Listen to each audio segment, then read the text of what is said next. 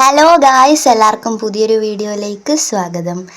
അപ്പോൾ national movement and കേരളയുടെ part by part വീഡിയോസാണ് ഇപ്പോൾ വന്നുകൊണ്ടിരിക്കുന്നത്. ഇനി കൂടിപ്പോയ ഒരു 2 പാർട്ടോ ഒരു പാർട്ടോ ഒക്കെ കൂടെ കാണും. ഈ ഒരു ചാപ്റ്റർ കംപ്ലീറ്റ് ആവും. എന്നിട്ട് നമ്മൾ അടുത്ത ചാപ്റ്റർ ഡെമോക്രസി എന്ന് പറയുന്ന ആ ഒരു ചാപ്റ്ററിലേക്ക് പോവും. നിങ്ങൾക്ക് ഈ ഒരു വീഡിയോ ഇഷ്ടപ്പെടുകയാണെങ്കിൽ ലൈക്ക് ചെയ്യണം, സബ്സ്ക്രൈബ് ചെയ്യണം. അപ്പോൾ ഒത്തിരി ലാഗ് അടുപ്പിക്കുന്നില്ല, വീഡിയോയിലേക്ക് പോവാം. കഴിഞ്ഞ പാർട്ട് കാണാത്തവരെല്ലാവരും പോയി കാണുക, ലൈക്കൊക്കെ ചെയ്യുക. ഓക്കെ, നമ്മളപ്പോൾ ഇന്ന് നോക്കാൻ പോകുന്നത് വാഗൻ മസാക്കർ ആണ്. This is a tragic incident that occurred during the Malabar Rebellion under the supervision of the British police officer Hitchcock. Nearly 100 prisoners were loaded into a goods train without proper lighting or ventilation to be transported from Tirur to jails outside Malabar. During the journey, more than half of them died in the wagon without getting air to breathe or a sip of water to drink. എന്താ പറഞ്ഞിരിക്കുന്നത്? ഇത് മലബാർ കലാപകാലത്ത് നടന്ന ഒരു ദാരുണമായ സംഭവമാണ്. British police ഓഫീസറായ ഹിച്ച്കോക്കിന്റെ മേൽനോട്ടത്തിൽ ഏകദേശം 100ഓളം തടവുകാരെ മതിയായ വെളിച്ചമോ വായു സഞ്ചാരമോ ഒന്നും ഇല്ലാത്ത ഒരു ഗുഡ്സ് ട്രെയിൻ എന്ന് പറഞ്ഞാൽ സാധനങ്ങൾ കൊണ്ടുപോകുന്ന ട്രെയിൻ. ഗുഡ്സ് ട്രെയിനിൽ എന്ത് ചെയ്യുകയുണ്ടായി? തള്ളി കയറ്റി മലബാറിന് പുറത്തുള്ള ഒരു ജയിലിലേക്ക് കൊണ്ടുപോയി. യാത്രക്കാർക്ക് ശ്വസിക്കാൻ വായുവോ കുടിക്കാൻ വെള്ളമോ ഒന്നും ഇല്ലാതെ അവരിൽ പകുതിയോളം ആൾക്കാരും ആ ഒരു വാഗനിനുള്ളിൽ തന്നെ മരണപ്പെട്ടു. അത്രേ ഉള്ളൂ വാഗൺ മസാക്കർ എന്ന് പറഞ്ഞാൽ. അതായത് മലബാർ കലാപത്തെ പറ്റി നമ്മൾ പഠിച്ചു. മലബാർ കലാപത്തിന്റെ ആ ഒരു സമയത്താണ് എന്തുണ്ടായത്? ഈ ഒരു ദാരുണമായ സംഭവം ഉണ്ടായത്.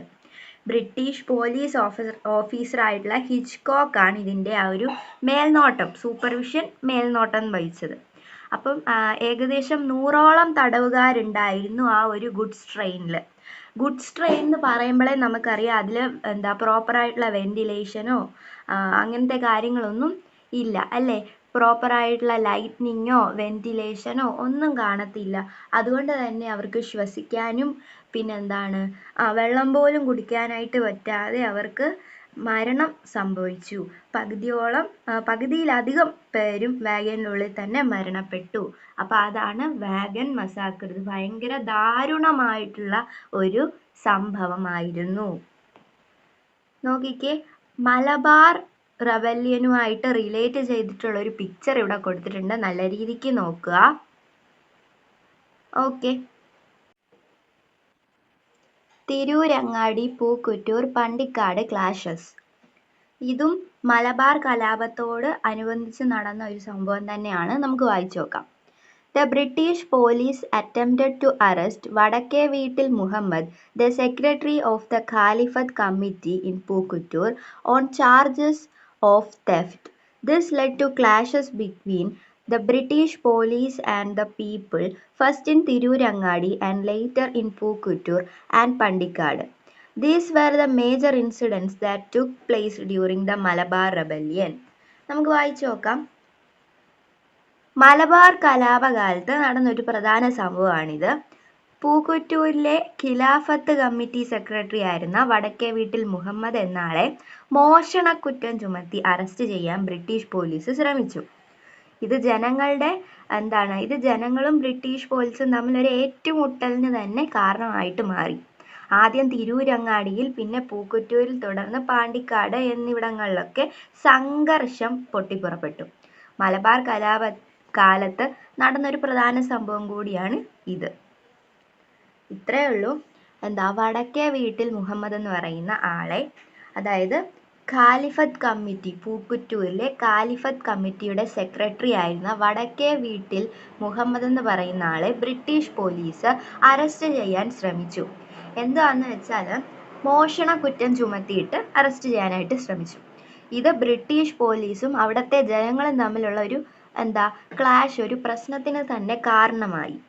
ആദ്യം തിരൂരങ്ങാടി, പിന്നെ പൂക്കുറ്റൂർ, അതിനോടനുബന്ധിച്ച് പാണ്ടിക്കാട് എന്നീ സ്ഥലങ്ങളിലൊക്കെയാണ് ഇത് നടന്നത്. അപ്പം ഇതും മലബാർ കലാപത്തോട് അനുബന്ധിച്ച് വന്ന പ്രധാനപ്പെട്ട സംഭവമായിരുന്നു എന്നാണ് ഇവിടെ പറഞ്ഞിരിക്കുന്നത്.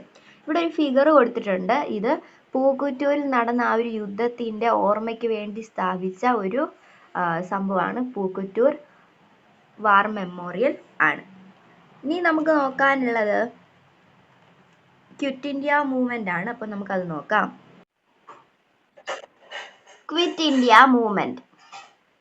The Quit India movement, which began across India on August 9, 1942, resulted in the arrest of prominent leaders, including Gandhiji. As a result, it became a violent movement, unlike other Gandhian movements. The people of Kerala, including women and students, actively participated in the movement in Malabar, Kochi, and Travancore regions. The Kirariyur bomb case is a major incident that took place as part of this. 1942 August 9 ഇന്ത്യയിലുടനീളം ആരംഭിച്ച quit India പ്രസ്ഥാനം കാരണം ഗാന്ധിജി അടക്കമുള്ള പല പ്രമുഖ നേതാക്കളെയും British അധികൃതർ arrest ചെയ്തു. ഇത് കാരണം ഈ പ്രസ്ഥാനം മറ്റു ഗാന്ധിയൻ പ്രസ്ഥാനങ്ങളിൽ നിന്ന് വ്യത്യസ്തമായിട്ട് ഹിംസാത്മകമായ ഒരു പ്രവർത്തനമായിട്ട് മാറി. കേരളത്തിലെ ജനങ്ങൾ, പ്രത്യേകിച്ച് സ്ത്രീകളും വിദ്യാർത്ഥികളും എല്ലാവരും ഉൾപ്പെടെ മലബാർ, കൊച്ചി, തിരുവിതാംകൂർ എന്നീ പ്രദേശങ്ങളിൽ ഈ പ്രസ്ഥാനത്തിൽ സജീവമായി പങ്കെടുത്തു. ഇതിൻ്റെ ഭാഗമായി നടന്ന ഒരു പ്രധാന സംഭവമാണ് കീഴാരിയൂർ ബോംബ് കേസ് എന്ന് പറയുന്നത്. അപ്പോൾ ഇത്രയുള്ള ഇവിടെ പറയുന്നത് എന്താണെന്ന് വെച്ചാൽ 1942 ഇന്ത്യ മൊത്തത്തിൽ നടന്നൊരു പ്രസ്ഥാനമാണ് ക്വിറ്റ് ഇന്ത്യ മൂവ്മെൻ്റ് എന്ന് പറയുന്നത്. അതിൽ ഗാന്ധിജി അടക്കമുള്ള ആൾക്കാർക്ക് അറസ്റ്റ് ചെയ്തു. അതുകൊണ്ട് തന്നെ മറ്റ് ഗാന്ധിജിയുടെ മൂവ്മെൻറ്റ്സിനെ വെച്ച് നോക്കുമ്പം ഇത് കുറച്ച് വയലൻ്റ് ആയിട്ടുള്ളതായിരുന്നു. കൂടുതലും സ്ത്രീകളും കുട്ടികളും ഉൾപ്പെടെയുള്ളവരുടെ പങ്കാളിത്തവും ഈ ഒരു മൂവ്മെൻറ്റിനകത്ത് കണ്ടു. മലബാർ, കൊച്ചി, ട്രാവൻകൂർ എന്ന് പറയുന്ന സ്ഥലങ്ങളിലൊക്കെ. കീഴാരിയൂർ ബോംബ് കേസാണ് ഇതുമായിട്ട് തുടർന്നുണ്ടായ ഏറ്റവും വലിയൊരു കേസ് എന്ന് പറയുന്നത്. അപ്പോൾ നമുക്ക് കീഴാരിയൂർ ബോംബ് കേസ് കൂടെ ഒന്ന് നോക്കാം. Keezhariyur bomb case. During the Quit India movement, a group of protesters manufactured bombs at Kirariyur near Koilandi in Kozhikode district. The aim was to frighten the British by detonating bombs at various places without causing frighten the British by detonating bombs at various places without causing any casualties. The explosions that terrified the British took place on November 17, 1942. The British police arrested those responsible, including Dr. K.B. Menon, and sentenced them to rigorous imprisonment. എന്താ പറഞ്ഞിരിക്കുന്നത്? Quit India പ്രസ്ഥാനത്തിൻ്റെ സമയത്ത് കോഴിക്കോട് ജില്ലയിലെ കൊയിലാണ്ടിക്ക് സമീപമുള്ള കീഴാരിയൂർ എന്ന സ്ഥലത്ത് ചില സമരപ്രവർത്തകർ ബോംബുകൾ നിർമ്മിച്ചു. ഇവരുടെ ഉദ്ദേശം ആരും പരിക്കേൽക്കാതെയും മരണങ്ങൾ ഉണ്ടാവാതെയും വിവിധ സ്ഥലങ്ങളിൽ ബോംബ് പൊട്ടിച്ച് ബ്രിട്ടീഷുകാരെ ഭയപ്പെടുത്തുക എന്നതായിരുന്നു. ബ്രിട്ടീഷുകാരെ ഭീതിയിലാക്കിയ ഈ പൊട്ടിത്തെറികൾ 1942 നവംബർ 17 നടന്നത്. ഈ സംഭവത്തിന് ഉത്തരവാദികളായ ഡോക്ടർ K.B. മേനോൻ ഉൾപ്പെടെയുള്ളവരെ ബ്രിട്ടീഷ് പോലീസ് അറസ്റ്റ് ചെയ്ത് അവർക്കെതിരെ തടവ് ശിക്ഷ വിധിച്ചു എന്നുള്ള കാര്യമാണ് ഇവിടെ പറയുന്നത്. അതായത് ഇത്രയേ ഉള്ളൂ. ക്വിറ്റ് ഇന്ത്യ മൂവ്മെൻറ്റിൻ്റെ ആ ഒരു സമയത്ത് കുറേയധികം പ്രൊട്ടസ്റ്റേഴ്സ് എന്ന് പറഞ്ഞാൽ കുറേയധികം സമരപ്രവർത്തകർ ബോംബ് നിർമ്മിച്ചു. അപ്പം ഇത് എന്തിനാന്ന് വെച്ചാൽ ആർക്കും പരിക്കുണ്ടാക്കാനോ ആർക്കും മരണം ഉണ്ടാകാനോ ഒന്നും വേണ്ടിയല്ല, ബ്രിട്ടീഷുകാരെ ഭയപ്പെടുത്തുക എന്നുള്ള ഉദ്ദേശത്തോടാണ് അവർ ചെയ്തത്. അങ്ങനെ പല സ്ഥലങ്ങളിൽ ഇവരിത് കൊണ്ട് വെച്ചു. അങ്ങനെ 1942 നവംബർ 17 ഈ പൊട്ടിത്തെറികൾ സംഭവിച്ചു. ബ്രിട്ടീഷ് ഇതിന് ഉത്തരവാദികളായിട്ടുള്ള ആൾക്കാരെ, അതിലാരും ഉണ്ടായിരുന്നു, ഡോക്ടർ K.B. മേനോൻ, അവരുൾപ്പെടെയുള്ള ആൾക്കാരെ എന്ത് ചെയ്തു? കടുത്ത ശിക്ഷയ്ക്ക് വിധിച്ചു എന്നുള്ള കാര്യമാണ് ഇവിടെ പറഞ്ഞിരിക്കുന്നത്. Keezhariyur bomb case. അപ്പോൾ നിങ്ങൾക്ക് വീഡിയോ ഇഷ്ടപ്പെട്ടിട്ടുണ്ടെങ്കിൽ ലൈക്ക് ചെയ്യുക, ഷെയർ ചെയ്യുക, സബ്സ്ക്രൈബ് ചെയ്യുക. നിങ്ങൾക്ക് ഇതുപോലത്തെ പുതിയ പുതിയ വീഡിയോസ് വേണമെങ്കിൽ നോട്ടിഫിക്കേഷൻ ഓൺ ആക്കി ഇടുക. അതിന് വേണ്ടിയിട്ട് ബെല്ലൈക്കൺ ഒന്ന് ഇനേബിൾ ചെയ്യുക. അപ്പോൾ അപ്പോൾ ഇത്രയേ ഉള്ളൂ ഈ ഒരു വീഡിയോ. ബൈ.